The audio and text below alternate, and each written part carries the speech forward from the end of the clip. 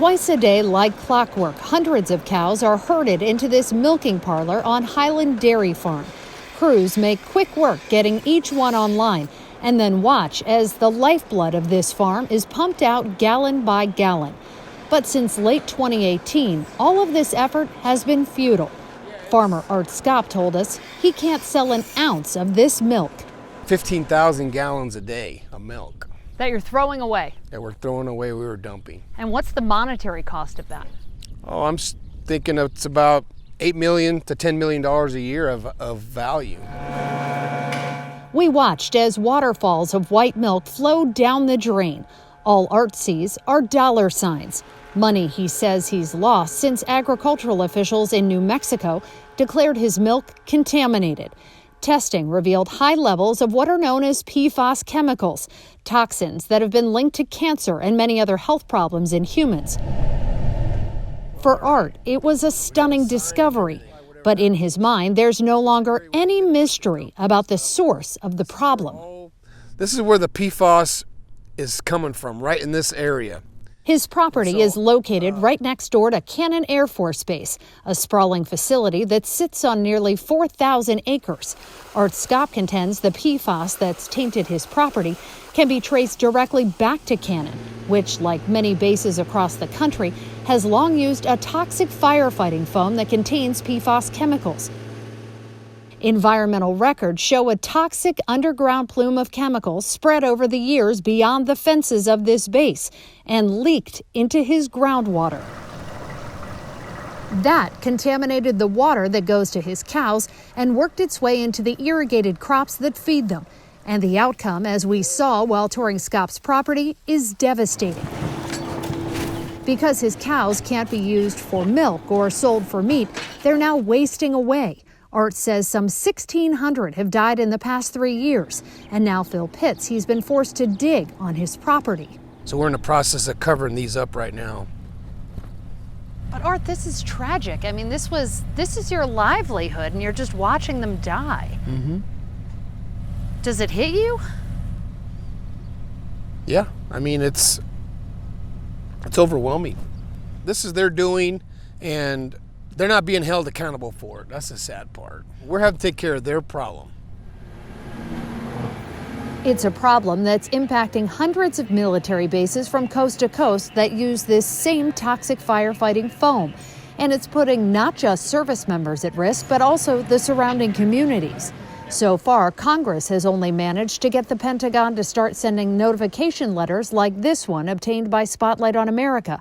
They're going to farmers and ag operators close to potentially tainted bases. Well, imagine if your neighbor called and said, hey, I'm going to start sending toxic waste into your backyard, just letting you know. That's ridiculous, right? Scott Faber is with the Environmental Working Group. He pointed out the DoD has no plans yet to handle contamination that's leaked beyond its bases, which leaves communities across the country facing an array of troubling questions. We don't know how much of this irrigation water is being used to water animals that we either eat or the products of which we ultimately eat. We should know that. It shouldn't be a secret whether or not the food we're eating might be contaminated with a toxic chemical. To try to get answers, we filed multiple Freedom of Information requests with the Pentagon and Department of Agriculture, asking for the names and addresses of every farm being notified about potential contamination on their properties. And we were stunned by what we discovered, a list of more than 50,000 people, farmers from every state. So I want to show you this. This is just 200 pages of individuals whose information was handed over to the DoD. We took our findings to Michigan Congressman Dan Kildee, the co-creator of the Congressional PFAS Task Force. When you see the scope of the number of people whose information was handed over, what does it say to you about this problem? It really says that what we've discovered about PFAS so far is just the tip of the iceberg. And we know that PFAS, when it's in an underground plume, doesn't stop at the border of the base. It goes wherever it wants to go.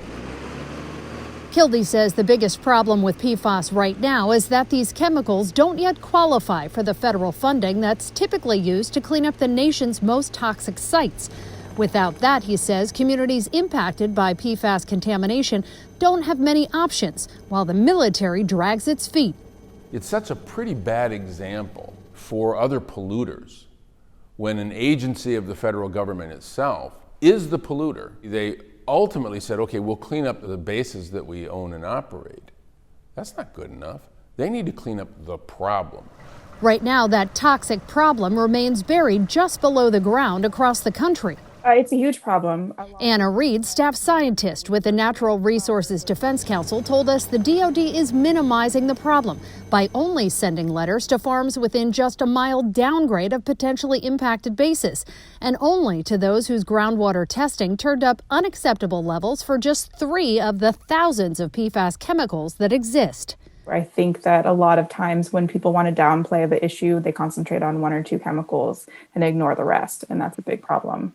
More than a dozen times over the past year, Spotlight on America has requested interviews to talk about PFAS contamination with military leadership.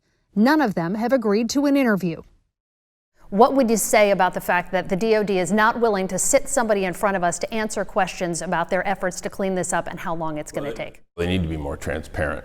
That's been a real challenge. It's a game of whack-a-mole with the DoD on this question. The military says it's taking a proactive approach, and a report just made public shows they've notified more than 2,000 agricultural operations since the new law went into effect earlier this year. But we've already found some holes in their efforts. Based on the DoD's own reporting, not one farm around Cannon Air Force Base got a letter warning of potential contamination this year. But we know that's not the case. Art Scott showed us the one he received in April. An obvious oversight that he said doesn't instill confidence in the military's ongoing efforts. Art admits he's battle-weary from his fight to make the DoD take accountability. But he says he's never going to quit. He's taking the military to court, seeking compensation for what he's lost, and a recognition that the damage he claims they caused has cost him almost everything. Considering that the Department of Defense is responsible for this, is a letter enough to farmers like you? To me, they ought to go out into the countryside and actually take care of it. I'm fighting Goliath. That's what I'm up against.